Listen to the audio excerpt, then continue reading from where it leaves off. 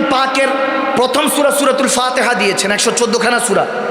গভীর খেয়াল, মনোযোগ দিলেই দেখবেন মজা লাগতেছে যে হুজুর প্রত্যেক জুমার সময় তো আমরা যাই, নামাজে যাই, সূরা তেলাওয়াত হয়, পড়ি, কিন্তু কেন জানি মনোযোগ আসে না। ঠিক কিনা, ঠিক কিনা? অনেকে আমার কাছে প্রশ্ন করে, বলে হুজুর চাই, চেষ্টা করি, কিন্তু মনোযোগ আসে না। তখন আমি তাদেরকে বলি, দেখেন মনোযোগ তখন আসবে যখন ভালোবাসা মন টু মন, দিল টু দিল, হার্ট টু হার্ট কানেক্টেড হয়। ঠিক কিনা, ঠিক কিনা? এখন যদি কেউ ফোন দেয়, ফোন দিয়ে যদি বলে চিং চুং পাং, গালি তো একটাও থাকবো না, কি গস?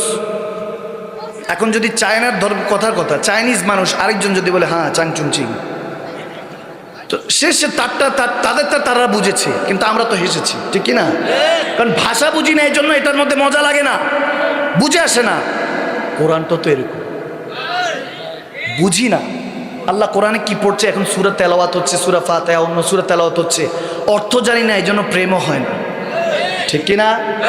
যে হুজুর প্রত্যেক রাকাতে আল্লাহ সূরা ফাতিহা কেন রেখেছে?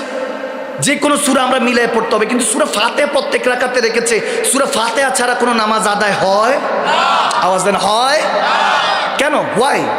আল্লাহ কেন রেখেছেন? আবার সূরা ফাতিহা নামাজের শুরুতে, কোরআনের শুরুতেও সূরা ফাতিহা, ব্যাপার কি? মানে বিষয়টা কি?